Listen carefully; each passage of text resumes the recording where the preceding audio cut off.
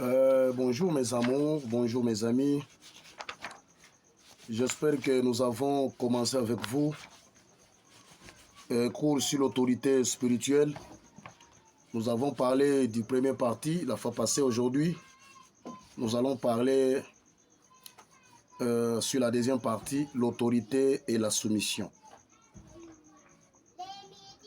Nous avons expliqué beaucoup de choses dont les chrétiens doivent étudier et chaque jour comprendre la réalité de notre Dieu. Parce que Dieu, nous sommes les délégués, nous sommes les ambassadeurs de Christ. Nous devons apporter la bonne nouvelle, nous entraider avec une éducation bonne et puis justifiante pour que nous puissions mettre toutes choses au clair. J'espère que vous allez bien. Veuillez aimer notre page, partager, continuer à lire, nous lire aussi par-ci, par-là, sur ce que nous avons étudié, sur tout ce que nous apprenons chaque jour. Aujourd'hui, nous allons parler l'autorité et la soumission. Donc, nous avons déjà donné la définition de l'autorité spirituelle dans la fois passée. Aujourd'hui, nous allons directement dans notre deuxième partie, soit sur leçon 2, l'autorité et la soumission. L'autorité commence par la soumission, par l'obéissance, se soumettre à celui qui nous a appelés, se soumettre aux lois de l'Église, aux lois du Christ, parce que c'est celui, le modèle pour tout un chrétien qui ont mis Christ au centre de leur vie. Alors l'autorité commence par la soumission. Jésus a remis l'autorité à ses serviteurs. Il leur a donné l'autorité. Donc, Marc chapitre 13, le verset 34. Dieu donne l'autorité à ses serviteurs, c'est-à-dire tel que vous êtes. En lisant ce passage-là, vous êtes un pasteur, un croyant qui craint Dieu, qui marche dans la volonté du Seigneur Jésus-Christ. Dieu vous a donné l'autorité,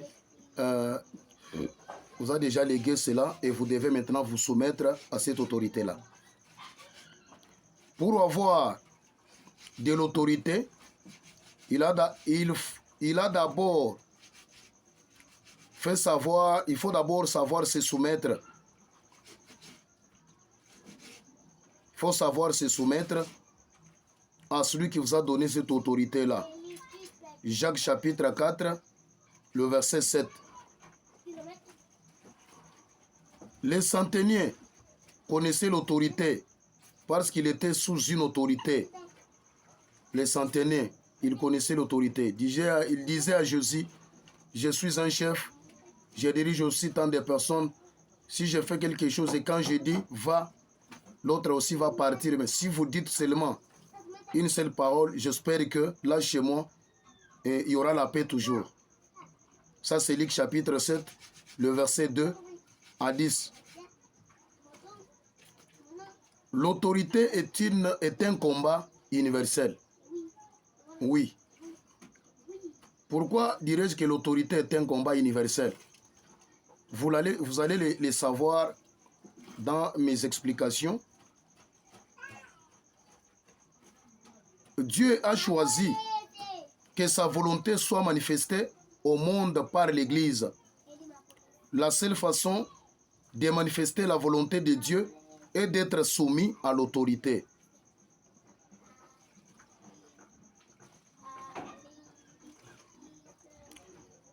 Autorité directe ou autorité déléguée.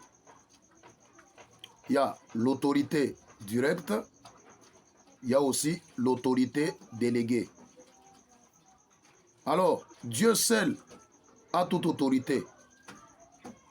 Son autorité est appelée autorité directe. Quand Dieu lui seul dirige ces choses, ces personnes, ces humains, il a un pouvoir direct, une autorité suprême directe liée toujours à son pouvoir, à son gré, dont personne ne peut jamais même contredire sur cela. Pour que sa volonté soit accomplie, Dieu a délégué son autorité aux hommes, c'est-à-dire que Dieu a donné à l'homme le droit de prendre des décisions et de dominer la terre pour faire appliquer la volonté de Dieu. Deux exemples d'expression de l'autorité. L'autorité directe, Actes des Apôtres chapitre 9, le verset 3 à 6. À sa mort, Dieu a produit la grâce pour que Jésus puisse parler à Paul. Et Paul s'est soumis à cette autorité. Ça, c'est l'autorité directe. L'autorité déléguée. L'autorité déléguée. C'est-à-dire Actes des Apôtres chapitre 9, le verset 10 à 12. Sautez pour lire encore le 19e verset. Pour que sa volonté soit accomplie, Dieu a délégué son autorité à Ananias. En lui parlant, Paul a accepté cette autorité déléguée et s'est soumis à la volonté de Dieu au travers de l'action d'Ananias. Il a une seule autorité et des expressions de cette autorité parce que Paul, lorsqu'il a rencontré Jésus, s'est soumis à son autorité directe. Il n'a eu aucun problème à se soumettre à son autorité déléguée. Pardon, je m'excuse vraiment. Un principe majeur lié à la soumission. Avant de pouvoir se soumettre à l'autorité déléguée, il faut avoir à rencontrer l'autorité directe.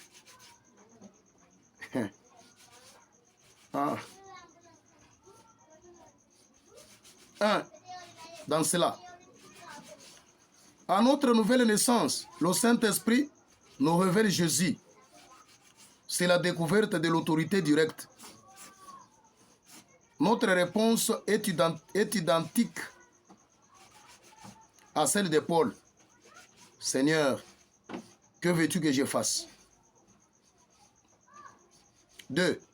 Ensuite, Dieu nous place dans un corps sous une autorité déléguée. Paul ne se serait jamais soumis à Ananias s'il n'avait pas rencontré Jésus. 3. Chaque jour, en nous engageant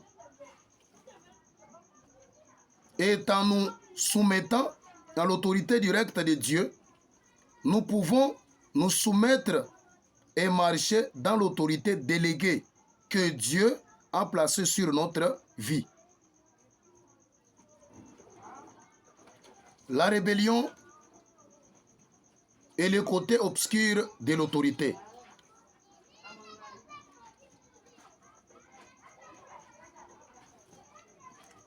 Satan est l'instigateur de toute forme de rébellion. Ésaïe chapitre 14, le 12e verset jusqu'au 15e. Le principe de la rébellion repose sur le mensonge du « je ferai » plutôt que de désirer que la volonté de Dieu s'accomplisse. La rébellion est le péché de s'opposer à l'autorité de Dieu. 1. C'est parce qu'on est rebelle,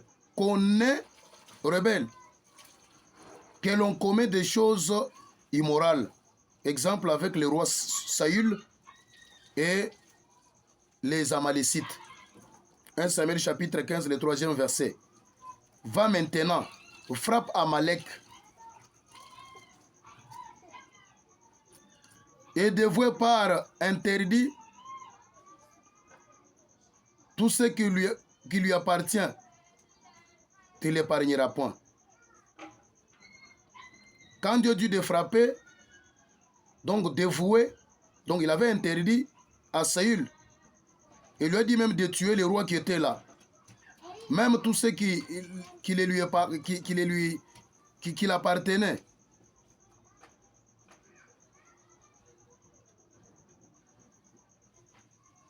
B. 1 Samuel chapitre 15, le 9e verset. Mais Saül et le peuple épargnèrent Agag et ils dévouèrent seulement tous ceux qui étaient méprisables et chétifs. Ils ont boycotté la parole de Dieu. Ils ont refusé d'obtempérer, d'obéir à la loi de Dieu, donc à l'autorité de Dieu. Ils ont nié cette autorité-là. Alors si vous niez l'autorité de Dieu, Dieu aussi va aussi vous nier. Donc vous serez un sujet scandale, ou bien un sujet scandaleux.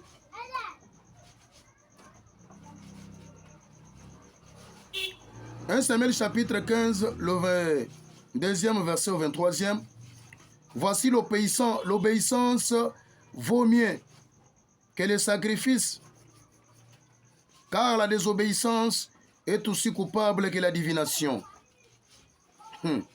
La désobéissance est aussi coupable que la divination. 2. Saül n'a pas commis l'acte immoral, mais il n'a pas été obéissant. Saül n'a pas commis l'acte immoral. Il était désobéissant. Il n'a pas été obéissant. Nous ne sommes pas appelés au sacrifice ou à la souffrance, mais nous sommes appelés à l'obéissance.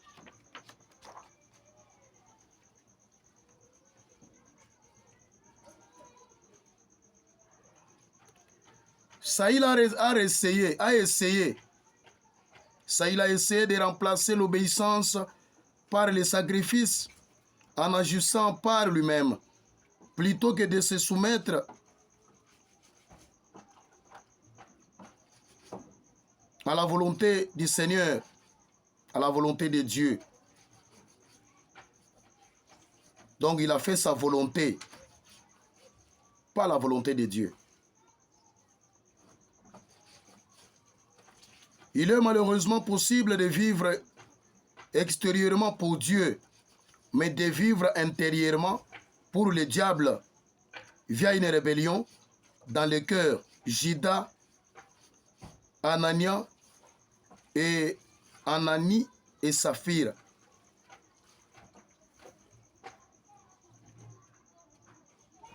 Chaque jour, nous devons choisir de résister au diable. 1. En renouvelant nos pensées, nous pouvons apprendre à discerner et à résister à ce je ferai de Satan et nous conformer à la volonté parfaite de Dieu. 2. Matthieu 6,13. Jésus a enseigné à ses disciples à prier. Ne nous induis pas en tentation. Délivre-nous de péché contre toi. Mais délivre-nous du malin. Délivre-nous du je ferai de Satan.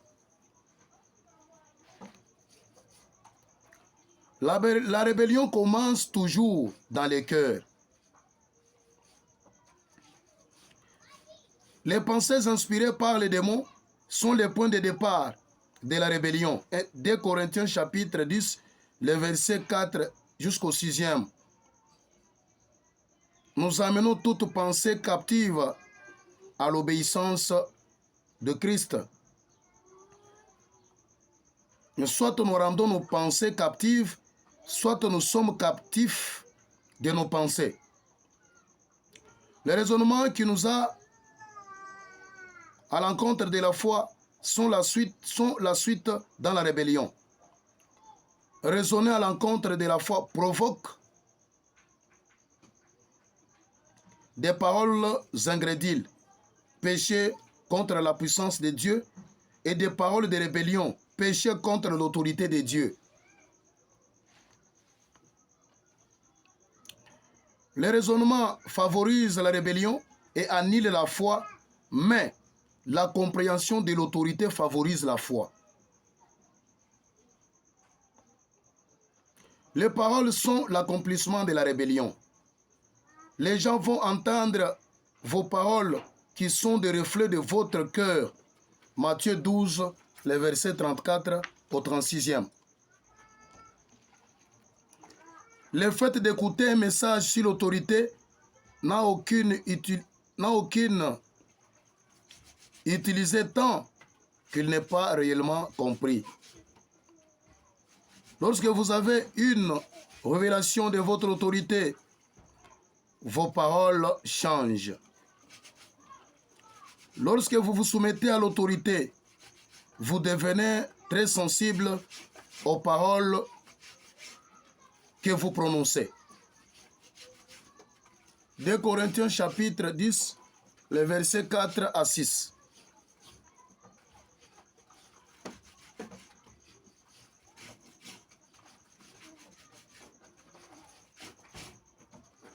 Comprendre l'obéissance maintenant.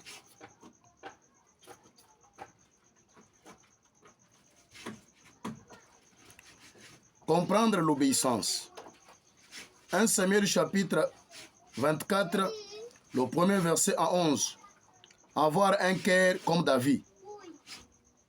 David n'a pas voulu se rebeller pour monter sur le trône, alors que c'était son droit et qu'il avait été oint pour être roi. À cause de sa rébellion, Saül a été rejeté et il voulait tuer David. David a honoré l'autorité déléguée de Dieu. David avait un cœur selon Dieu. Saül était encore le roi de David, son commandant et son beau-père. David a résisté 2 fois à la tentation de la rébellion pour entrer dans ceci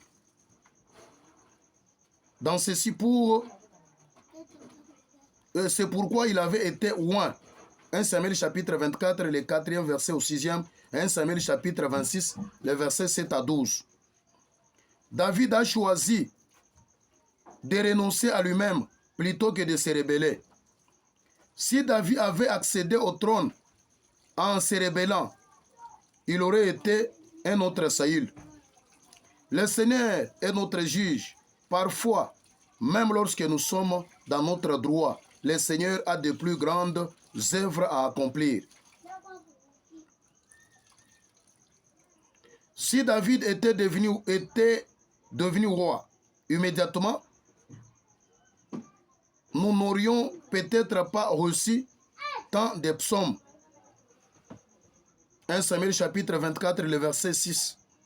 Après cela, le cœur lui battit, parce qu'il avait coupé les pannes du manteau de Saül. Ah, le simple fait de prononcer une parole injuste fait-il barre à notre cœur?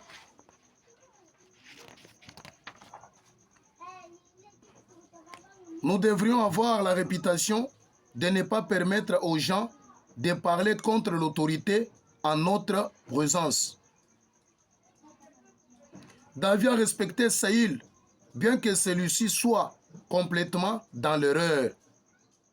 Et aujourd'hui dans l'église. Et aujourd'hui, ce qui se font. C'est drôle.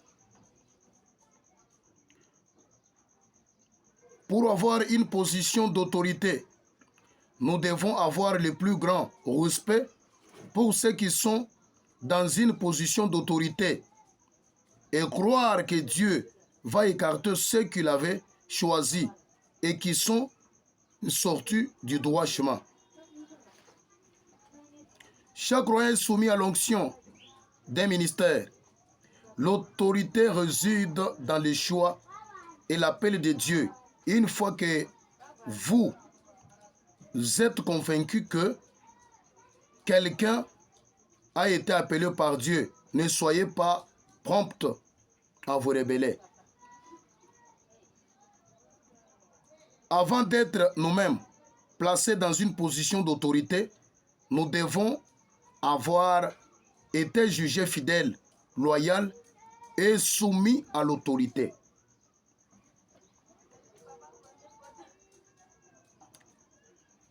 Jésus est notre exemple de soumission à l'autorité.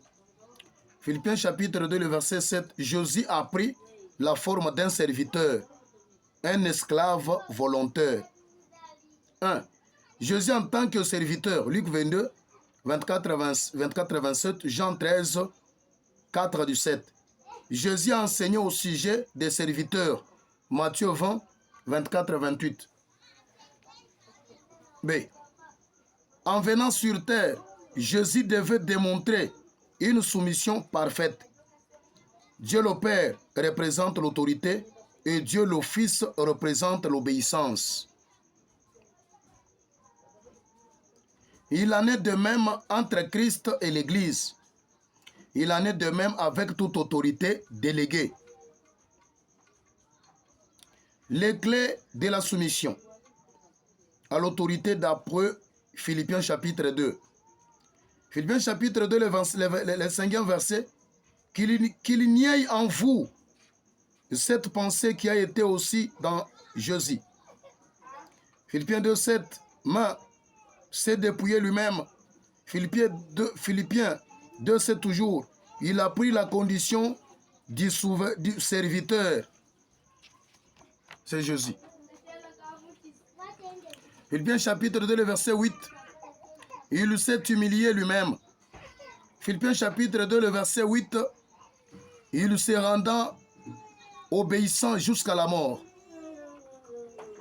5. Va-t-on agir en tant que serviteur lorsqu'on est traité par les autres comme un serviteur? L'autorité ne peut être donnée qu'à ceux qui ont une compréhension de la soumission et qui ont un cœur de serviteur. Petit guide biblique de la soumission. 4 vérités pour accomplir notre part dans le royaume de Dieu. Tous ceux qui sont des nouveaux sont sous l'autorité de Jésus, le roi. Certains sont appelés et oints pour diriger et nourrir les autres. Certains sont appelés à suivre et à agir. Aucune position n'est plus haute ou meilleure, car c'est Dieu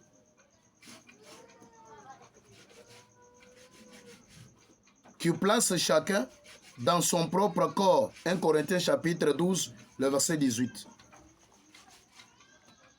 À qui et à quoi devons-nous nous soumettre? Ephésiens chapitre 5, le verset 21. Vous soumettant les uns aux autres. Hébreux chapitre 13, le verset 17. Obéissez à vos conducteurs. Ephésiens chapitre 6, verset 1er. Enfants, obéissez à vos parents selon le Seigneur. 1 Pierre chapitre 2, le verset 13-18. Soyez soumis à toute autorité établie parmi les hommes.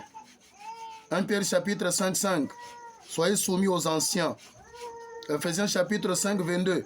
Femmes, soyez soumises à vos maris. Ephésiens 1 Corinthiens chapitre 9, le verset 27. Je traite durement mon corps et je le tiens assujetti. L'obéissance à Dieu est toujours prioritaire. Nous devons obéir à l'autorité déléguée par Dieu tant que cette autorité se soumet elle-même à l'autorité directe de Dieu. J'espère que nous sommes encore à la fin de notre enseignement d'aujourd'hui.